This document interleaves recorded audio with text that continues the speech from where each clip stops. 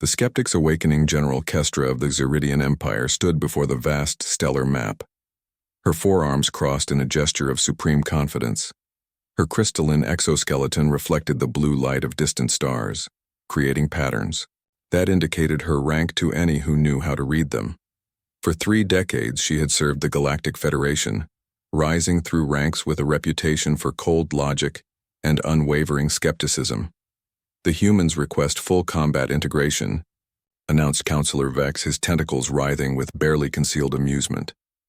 The council chamber, a sphere of transparent alloy floating in the void between star systems, held representatives from 27 species. None looked particularly impressed by the motion. Kestra's mandibles clicked dismissively. "The humans? Those soft-skinned creatures who require constant hydration and sleep cycles? They can barely survive standard gravity variations without mechanical assistance." She had studied these newcomers extensively. Joined the Federation only a century ago, humans seemed fragile compared to the armored Zeridians, the telepathic Centauri, or the phase-shifting void dancers. Their bodies broke easily, their lifespans were brief, and they required specific atmospheric conditions just to breathe. "Have you examined their history?" asked Ambassador Thren, a being of pure energy, contained within a humanoid shell. "They speak of remarkable achievements."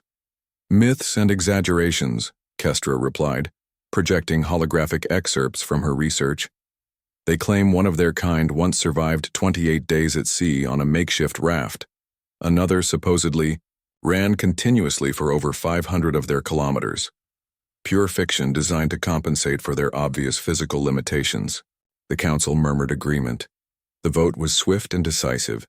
Humans would remain in support roles only. Engineering, medicine, logistics, safe positions where their fragility wouldn't endanger critical operations. 2 months later, Kestra found herself aboard Harmony Station, conducting routine inspections of the Federation's newest outpost. The station orbited a binary star system, its shields constantly adjusting to the unpredictable solar radiation. She moved through corridors designed to accommodate multiple species, noting efficiency ratings and defensive capabilities. In the engineering section, she encountered her first human up close. "General Kestra?" The woman barely reached Kestra's secondary shoulder joints. Dark hair tied back, skin that seemed impossibly delicate, eyes that sparkled with something Kestra couldn't identify. "I'm Maya Chen, Chief Engineer. I've been expecting you." Kestra studied the human with scientific detachment. No natural armor, no redundant organs visible, muscle density appeared minimal. How did such beings survive their own evolutionary process? Engineer Chen. "Your efficiency reports are adequate," Kestra admitted reluctantly. The human sections of the station actually showed marginally better performance than expected. Maya smiled, that peculiar human expression that seemed to convey multiple emotions simultaneously. "Would you like to see our latest modifications to the shield harmonics? We've increased efficiency by 12% using a technique from ancient Earth sailing ships." "Sailing ships?" Kestra's skepticism deepened. "Primitive water vessels have no relevance to advanced shield technology. You'd be surprised. The way triangular sails catch and redirect wind inspired our approach to deflecting solar particles. Sometimes old wisdom applies to new problems." Before Kestra could respond, the station shuddered. Emergency lights bathed the corridor in red. The main power grid had failed, a cascade failure that shouldn't have been possible with their redundant systems. "Primary fusion core offline," Maya reported, her fingers flying over her portable interface. "Backup systems failing. We have minutes before complete shield collapse." In the binary system, shield failure meant death. The combined radiation would cook every living being aboard within moments. Kestra rushed to the command center, Maya following. The situation was worse than reported. Not just a failure, sabotage. Someone had introduced a viral algorithm that was systematically destroying their power management protocols. "Evacuation impossible," reported the station commander, a Zentari whose telepathic stress waves made everyone wince. Nearest vessel is hours away. Reroute power from non-essential systems, Kestra ordered. Establish manual control of shield. Generators. We tried. The virus adapts faster than we can counter it. It's learning our responses. Kestra felt something she rarely experienced. Helplessness. Her tactical mind, trained in thousands of scenarios, found no solution. Around her, officers of various species worked frantically, but the countdown continued. I have an idea. Maya stood at a secondary console, her expression focused. She wasn't inputting commands like the others. Instead, she was drawing. Strange symbols flowed across her screen. Not code, not mathematics, but something else. Entirely, what are you doing? Kestra demanded. Music, I'm writing music. Had the human lost her mind? This is not the time for recreational activities. No, listen. The virus is algorithmic. It thinks in patterns. But music is pattern and chaos combined. If I can embed a musical sequence into our power distribution network, something that follows rules but breaks them simultaneously. It was insane. Completely irrational. Kestra opened her mandibles to object, then stopped. What did they have to lose? Do it. Maya's fingers danced across her interface, and throughout the station, power flowed in strange new patterns. Lights flickered in rhythm. Console displays pulsed like heartbeats. The virus, designed to counter logical responses, stuttered when faced with something that defied pure logic. The shield held, more than held, it stabilized. The virus, unable to predict or counter the musical algorithm, began to collapse in on itself. Within minutes, full power returned. The command center erupted in celebration, but Kestra stood still, watching Maya Chen slump against her console, exhausted but smiling. The human had done something impossible. She had saved them all with an solution that no logical mind would have conceived. How? Kestra asked quietly. Maya looked up, that strange sparkle still in her eyes. Humans are weird, General. We don't always think in straight lines. Sometimes the longest path around is the shortest path through. That night, alone in her quarters, Kestra accessed the human cultural database again. The same stories she had dismissed before looked different now. The man on the raft, not just survival but innovation under desperation. The ultra-distance runner, not just endurance, but the refusal to accept biological limits. Perhaps she had misunderstood. Perhaps these weren't myths at all. Perhaps they were warnings of what humans could become when pushed to their limits. Her reflection in the viewport showed something she hadn't seen in decades. Doubt. And with that doubt came a new thought. If she had been wrong about human capabilities, what else had she misjudged about these strange, fragile, impossibly persistent beings? The stars outside seemed different now, full of possibilities she had never considered.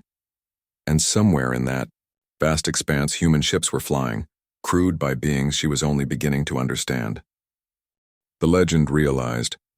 The attack came without warning. Voidbringers, beings from dark space that existed partially outside normal reality, struck 3 outer colonies simultaneously. The Galactic Federation had fought them before, but never in such numbers. General Kestra stood in the war room of the battlecruiser Infinite Dawn, surrounded by tactical displays showing the devastating assault. Colony worlds burned, defense fleets scattered. The enemy seemed to know exactly where to strike to cause maximum chaos. Pull back all forces to the core worlds, Counselor Vex commanded through the quantum communicator. His tentacles were pale, with fear. Establish a defensive perimeter. Let the outer colonies fall. Kestra's exoskeleton rattled with frustration. It was the logical choice. Save what they could, minimize losses. But it meant abandoning billions of lives to creatures that fed on sentient thought itself. General. The voice was quiet but firm. Captain Jake Morrison stood at the entrance to the war room, wearing the simple uniform of the Human Volunteer Corps. Behind him, 4 other humans waited. Kestra had learned their names. Sarah Kim, Tactical Specialist. Carlos Rodriguez, Pilot. Anya Petrov, systems engineer, and David Okafor, combat medic. Captain Morrison, this is a restricted briefing. With respect, General, we're aware of the situation. We're volunteering for the counteroffensive. There is no counteroffensive. The Council has ordered a full retreat. Morrison stepped forward. Something in his eyes reminded Kestra of that moment on Harmony Station when Maya Chen had proposed the impossible. Then we're volunteering for something else. Give us a ship. Any ship will buy time for the evacuation. Kestra studied the human. He was perhaps 30 years old by their counting, barely adult by galactic standards. No armor, no enhanced genetics, no visible weapons, just determination written in every line of his face. 5 humans against a Voidbringer fleet? It's suicide. Probably, Morrison agreed. But we have some ideas. Humans are good at suicide runs that aren't quite suicide. The memory of Maya's musical virus flashed through Kestra's mind. She had learned much about humans in the months since.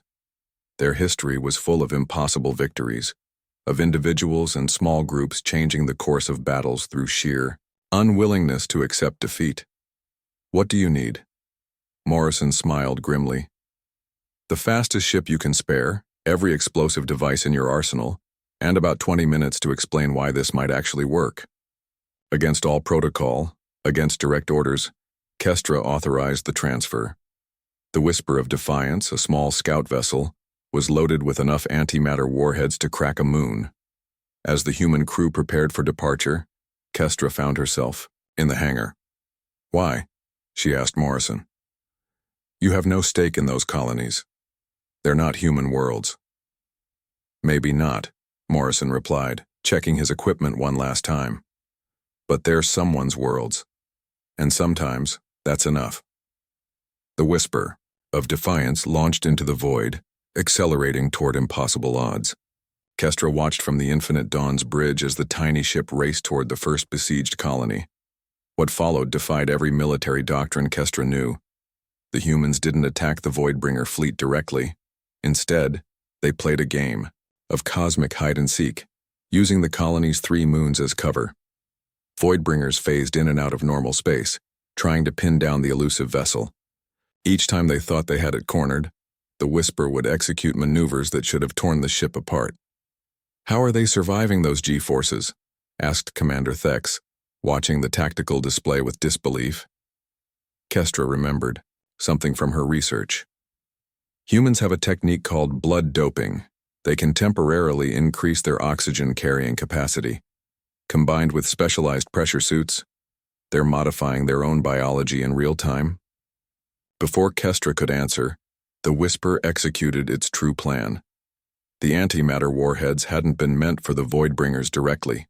Instead, the humans had been strategically placing them around the colony's star, using the moon's gravity to achieve precise positioning.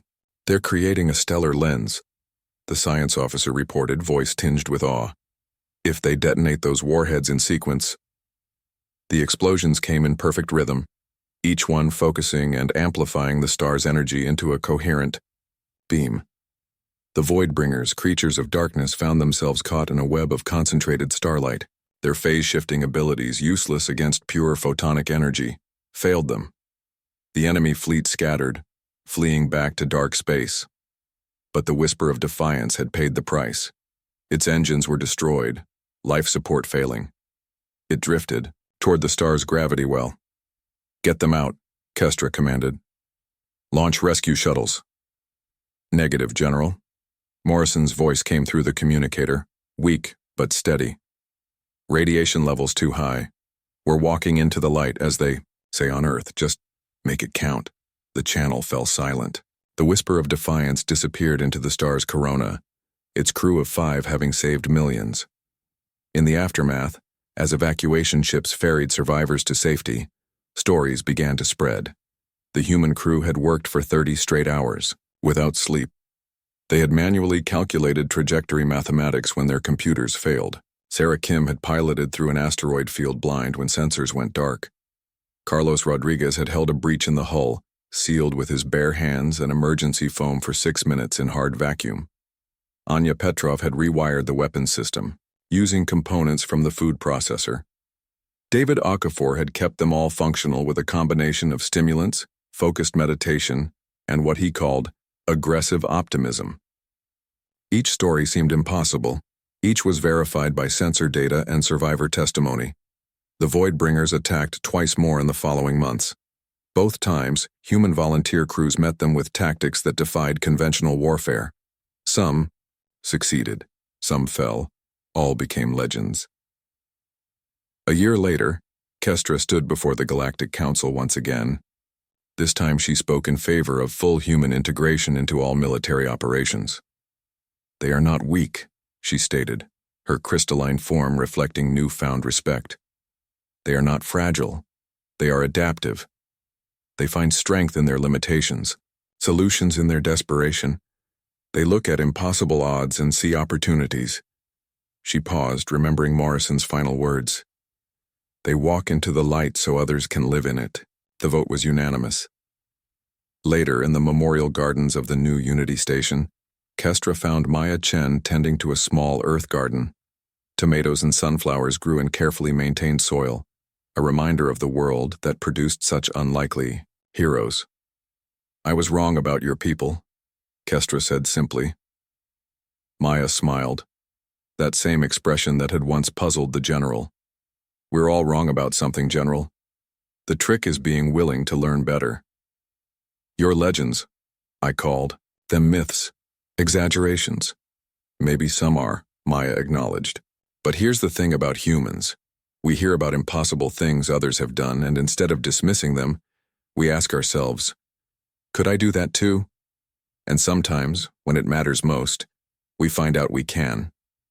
Kestra looked up at the stars, visible through the station's transparent dome. Somewhere out there, human ships flew alongside Zeridian cruisers, Centauri scouts, and Void Dancer interceptors. The galaxy had become larger and stranger since humans joined it. More dangerous, perhaps, but also more wondrous. She had dismissed human legends until she saw one come to life before her eyes. Now she understood the truth. Humans didn't create legends to hide their weakness.